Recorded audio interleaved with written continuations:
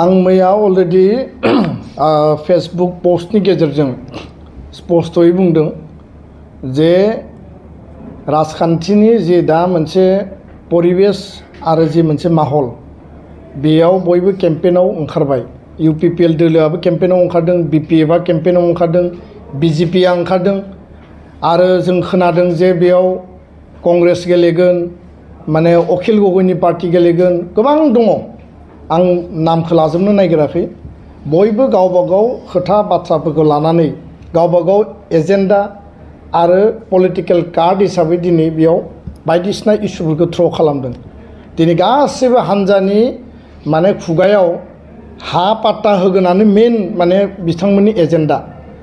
दा बेखौथ' रायजोआ बिबेसना खालामगोन। दा खोथाया जाहैबाय दुलाराय बर' फरायसा आफादा स्पष्ट जे जि मोनसे पलिटिकेल दा मोनसे काउन्टार आरो माने बिसोरनि जि डिबेट जालायलायदों, जों जातीय संगठन हिसाबै माहारियारि आफाद हिसाबै राजनीतिक दोलोजों दोलो बिथांमोननि नांलायनाय, बिथांमोननि जि कनफ्लिक्ट, बिथांमोननि जि मोनसे डिबेट, बे अपिनियनाव जोङो हाबनानै बे परिबेशखौ जोङो गुबुंले खालामनो नागिराखै। डेम'क्रेसियाव डिबेट, क्रिटिसिजम, डिसकासना थायो।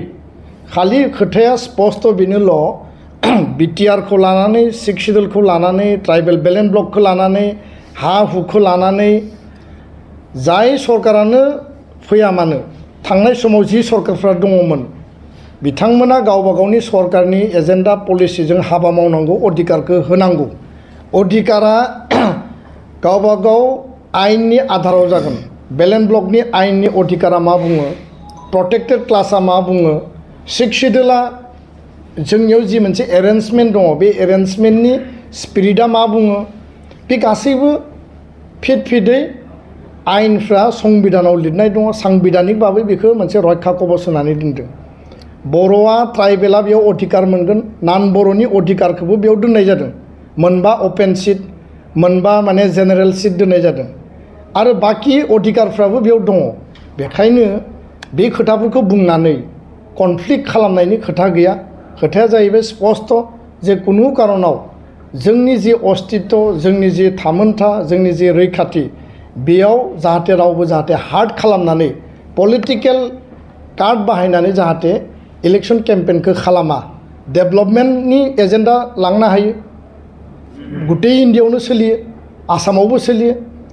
माखासे आसनि स्किमनि एजेन्डाखौ लानानै बुंनो हायो, जोंहा बुंनो गोनां जेबो गैया। खिन्थु बे जि माने गुबै जि मोनसे अस्तित्व, जि भिटि, जि बिथा, बेखौ लानानै जाहाथे रावबो पलिटिकेलि जाहाथे गेम खालामनानै बेयाव माने पलाराइजेसननि जाहाथे पलिटिक्सखौ खालामलाया, बे खोथाखौ जों स्पष्टयै बुंदों आरो बे नीति आरो आधारावनो जों थागोन। मोनफ्रोमबो राजनीतिक दला, राजनीतिक व्यक्तिया बिसोरनि एटाक काउन्टार एटाक, बिसोरनि डिबेट आरो बिसोरनि जि अपिनियन, बेयाव एबसुआ सानफ्रोमबो अपिनियन होबाय थानांगौ, एबसुआ सानफ्रोमबो माने पार्टिसिपेट खालामनांगौ, बेबायदि नङा। खारन एबसुआ इलेक्शन गेलेयाखै, एबसुआ पलिटिकेल पार्टि नङा। रायजो राजानि लुबैनाय हास्थायनायखौबो एसे जोङो रेसपन्ड खालामदों, खिन्थु जों बयबो बिबेचनाबो खालामनांगोन। राजनीतिक दलफोरनि बे नांलाय खमलायाव जों हाबनानै जों मानो गेब्लेनो? खिन्थु जोंनि जातीय स्वार्थ, जातीय अस्तित्व, 6 शिड्युल, बेलेन्स ब्लक, हा हु, बेनि जुदि रैखाथिनि जुदि थ्रेट फैदोंबा बेयाव जोङो बिबान लागोन। बेनिफ्राय जों कुनु कारनाव दोरोदा। दा बेखायनो बबेयाव एबसुआ अपिनियन होनांगौ, स्टेटमेन्ट होनांगौ, कमेन्ट होनांगौ, बबेयाव होनाङा, रायजो राजाफ्राबो मेलेमजिबिफोराबो स्ट्रिक्टलि थिग खालामनांगोन। खारन इलेक्शना मोनसे टाइमाव फैगोन, मोनसे टाइमाव जोबलांगोन। इलेक्शनाथ' 12 मास जाया। सेप्तेम्बराव इलेक्शन जागोन, बिनि उनाव सरकार जागोन, बिनि उनाव बे परिबेशा गैया जागोन।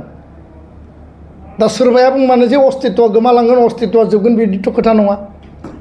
आरो बेखायनो अस्तित्व रैखानि थाखाय एबसुआ जेब्लाबो दङ।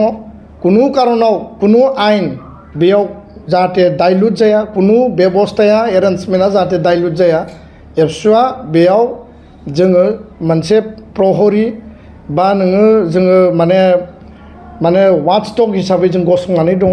जातीय आफादफ्रा गसंनानै दङ आरो बिनि थाखाय जोङो 1% जोङो कमप्रमाइज खालामा। बे खोथाया जोंनि स्पष्ट।